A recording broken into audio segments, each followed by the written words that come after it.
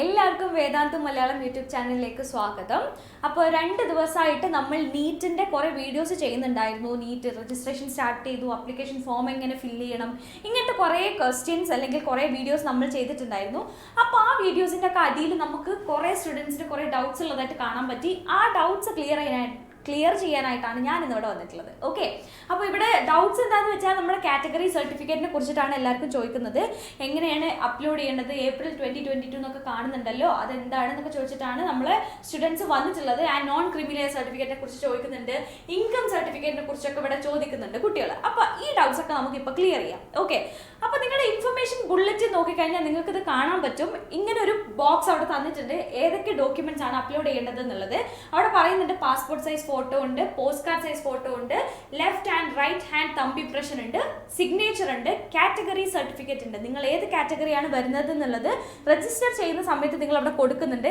ആ കാറ്റഗറി നിങ്ങൾ പ്രൂവ് ചെയ്യുന്ന കാറ്റഗറി സർട്ടിഫിക്കറ്റ് നിങ്ങൾ അപ്ലോഡ് ചെയ്യേണ്ടതായിട്ടുണ്ട്.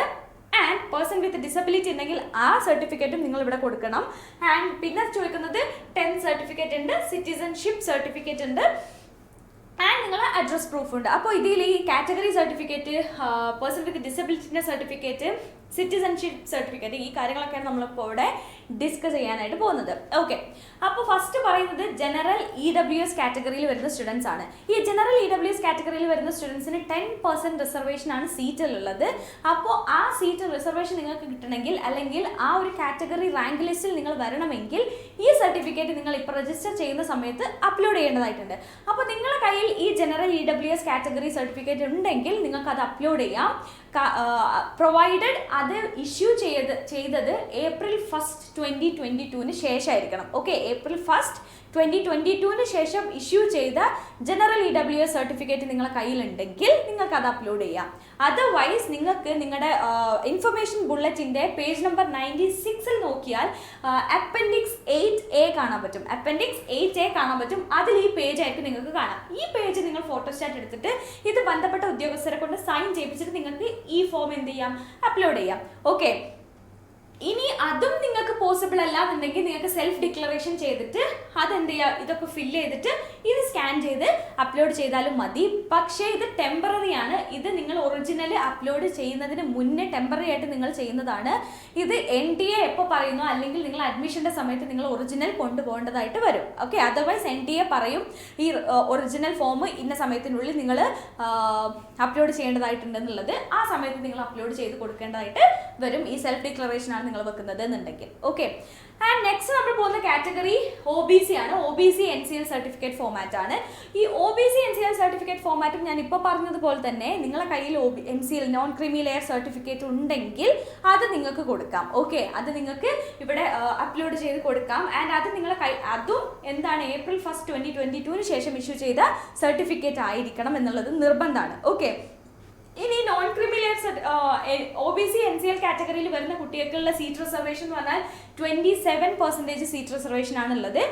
ഇനിയിപ്പോൾ നിങ്ങൾക്ക് ആ സർട്ടിഫിക്കറ്റ് ഇല്ലാന്നുണ്ടെങ്കിൽ നിങ്ങൾക്ക് ഈ സർട്ടിഫിക്കറ്റ് വെക്കാം. ഇത് നിങ്ങൾക്ക് അപ്പൻഡിക്സ് 9A പേജ് നമ്പർ 98 കാണാനായിട്ട് സാധിക്കും. ഓക്കെ, അപ്പം ഞാൻ നേരത്തെ പറഞ്ഞ പോലെ ഈ പേജ് നിങ്ങൾ ഫോട്ടോസ്റ്റാറ്റ് എടുക്കുക, ബന്ധപ്പെട്ട ആളുകളെ കൊണ്ട് സൈൻ ചെയ്യിപ്പിക്കുക, എന്നിട്ട് അപ്ലോഡ് ചെയ്യുക. ഓക്കെ, ഇവിടെ നിങ്ങൾക്ക് അടുത്ത ഒരു ഓപ്ഷൻ വരുന്നുണ്ട്, എന്താണ്, സെൽഫ് ഡിക്ലറേഷൻ.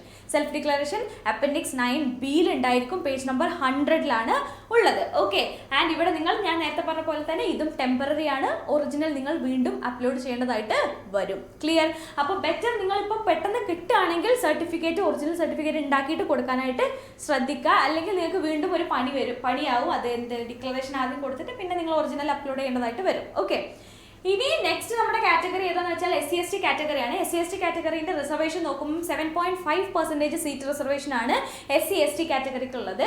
ആൻഡ് ആ റിസർവേഷൻ നിങ്ങൾക്ക് കിട്ടണമെങ്കിൽ നിങ്ങൾ ഈ സർട്ടിഫിക്കറ്റ് അപ്ലോഡ് ചെയ്യണം. ആൻഡ് നിങ്ങളുടെ കയ്യിൽ SC/ST സർട്ടിഫിക്കറ്റ് ഉണ്ടെങ്കിൽ ഏപ്രിൽ 1st 2022 ശേഷം ഇഷ്യൂ ചെയ്ത സർട്ടിഫിക്കറ്റ് ഉണ്ടെങ്കിൽ നിങ്ങൾ അത് അപ്ലോഡ് ചെയ്താൽ മതി.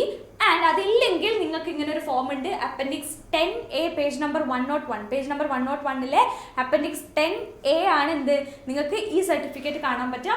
ഇത് നിങ്ങൾ ഫോട്ടോസ്റ്റാറ്റ് എടുക്കുക, ഉദ്യോഗസ്ഥരെ കൊണ്ട് സൈൻ ചെയ്യിപ്പിക്കുക, ഇതൊക്കെ ഫില്ല് ചെയ്യുക, എന്നിട്ട് എന്ത് ചെയ്യുക, അപ്ലോഡ് ചെയ്യുക. ഓക്കെ, ഇനി ഇവിടെയും നിങ്ങൾക്ക് എന്തുണ്ട്, സെൽഫ് ഡിക്ലറേഷൻ ഉണ്ട്. സെൽഫ് ഡിക്ലറേഷൻ 10B കാണാൻ പറ്റും, പേജ് നമ്പർ 102 2-ല് അത് നിങ്ങൾ ഫില്ല് ചെയ്യുക. ഞാൻ നേരത്തെ പറഞ്ഞ പോലെ തന്നെ സെൽഫ് ഡിക്ലറേഷൻ ഇങ്ങനെ പിന്നെ നിങ്ങൾ ഒറിജിനൽ അപ്ലോഡ് ചെയ്ത് കൊടുക്കേണ്ടതായിട്ട് വരുന്നുണ്ട്. ഓക്കെ, ഇത് പേജ് നമ്പർ 102-ലാണ് കേട്ടോ ഉള്ളത്.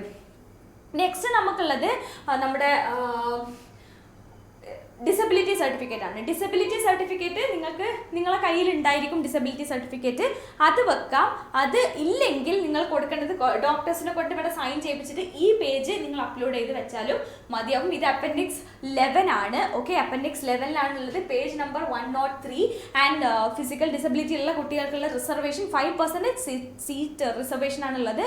അപ്പോൾ അത് മിസ്സാവാതിരിക്കാൻ വേണ്ടി നിങ്ങൾ ഈ സർട്ടിഫിക്കറ്റ് അപ്ലോഡ് ചെയ്യണം. ഓക്കെ, ഇനി വരുന്നത് സിറ്റിസൺഷിപ്പ് സർട്ടിഫിക്കറ്റ് ആണ്. സിറ്റിസൺഷിപ്പ് സർട്ടിഫിക്കറ്റ് നിങ്ങൾക്ക് അപ്പൻഡിക്സ് 17B-ലാണ് കാണാൻ പറ്റുക. പേജ് നമ്പർ 110-ൽ ഉണ്ടായിരിക്കും. ആൻഡ് ഈ സിറ്റിസൺഷിപ്പ് വരുന്നത് ആർക്കാന്ന് വെച്ചാൽ നമ്മുടെ അതർ സിറ്റിസൺഷിപ്പ് ഉള്ള കുട്ടികൾക്കാണ്. അതായത് NRI കുട്ടികൾക്കാണ് സിറ്റിസൺഷിപ്പ് വെക്കേണ്ടതായിട്ട് വരുന്നത്. ഓക്കെ, അപ്പോൾ ഇവിടെ നിങ്ങൾക്ക് 3 ഓപ്ഷൻസ് ആണ് തന്നിട്ടുള്ളത് സിറ്റിസൺഷിപ്പ് വെക്കാനായിട്ട്. ഫസ്റ്റ് പറയുന്നത് scanned copy of the first and last page of the passport. നിങ്ങളുടെ ഏത് നാഷണാലിറ്റിൻ്റെ പാസ്പോർട്ടാണോ നിങ്ങൾക്കുള്ളത് ആ പാസ്പോർട്ടിൻ്റെ ലാസ്റ്റ് പേജിൻ്റെ എന്ത് വെക്കുക, സ്കാൻഡ് കോപ്പി വെക്കാം. ആൻഡ് സെക്കൻഡ് പറയുന്നത് citizenship certificate issued by the competent authority in the country. നിങ്ങൾ ഏത് കൺട്രീൻ്റെ നാഷണാലിറ്റി ആണുള്ളത് ആ സർട്ടിഫിക്കറ്റ് അവിടുന്ന് നിങ്ങൾക്ക് അതോറിറ്റി തന്നിട്ടുള്ള സർട്ടിഫിക്കറ്റ്, സിറ്റിസൺഷിപ്പ് സർട്ടിഫിക്കറ്റ് നിങ്ങൾക്ക് വെക്കാം. അതർവൈസ് നിങ്ങൾക്ക് എന്ത് ചെയ്യാം, any other documents issued by the government of authority. നിങ്ങൾ ഏത് സിറ്റിസൺഷിപ്പ് ആണുള്ളത് അവിടുത്തെ ഗവൺമെന്റ് അതോറിറ്റിയിൽ നിന്ന് നിങ്ങൾക്ക് കിട്ടിയിട്ടുള്ള എനി അതർ ഡോക്യുമെന്റ്സ്, ആ ഗവൺമെന്റ് അപ്രൂവ് ചെയ്തിട്ടുള്ള അല്ലെങ്കിൽ ഇഷ്യൂ ചെയ്തിട്ടുള്ള ഏതെങ്കിലും ഒരു ഡോക്യുമെന്റ് നിങ്ങൾ എന്ത് ചെയ്ത് വെച്ചാൽ മതി, സിറ്റിസൺഷിപ്പ് സർട്ടിഫിക്കറ്റ് ആയിട്ട് വെച്ചാലും മതി. ഓക്കെ, അപ്പോൾ ഇത്രയും കാര്യങ്ങളാണ് നമ്മുടെ കാറ്റഗറി സർട്ടിഫിക്കറ്റിലും നമ്മുടെ സിറ്റിസൺഷിപ്പ് സർട്ടിഫിക്കറ്റിലും നമ്മൾ ശ്രദ്ധിക്കേണ്ടതായിട്ടുള്ള കാര്യങ്ങൾ. ഓക്കെ, അപ്പോൾ എല്ലാവരും സൂക്ഷിച്ച് രജിസ്റ്റർ ചെയ്യുക, അപ്ലൈ ചെയ്യുക, ആരും തെറ്റുകളൊന്നും വരുത്തി വെക്കരുത്. ഞാൻ പറഞ്ഞ പോലെ തന്നെ. ആൻഡ് വീണ്ടും ഞാൻ പറയുകയാണ്, നിങ്ങളുടെ നമ്പറും ഇമെയിൽ ഐഡിയും നിങ്ങൾ സൂക്ഷിച്ച് കൊടുക്കണം. കാരണം നിങ്ങൾ റിസൾട്ട് വരുമ്പം അഡ്മിഷൻ്റെ സമയത്ത് വരെ നിങ്ങൾക്ക് ആ നമ്പറും ആ ഇമെയിൽ ഐ ഡി ആവശ്യമായിട്ട് വരുന്നുണ്ട്. ഓക്കെ, അപ്പോൾ ആരും നമുക്ക് അറിയാത്തതുകൊണ്ട് ഒരു തെറ്റുകളൊന്നും വരുത്തി വെക്കരുത്. ഓക്കെ, അപ്പോൾ എല്ലാവർക്കും ഓൾ ദി ബെസ്റ്റ്.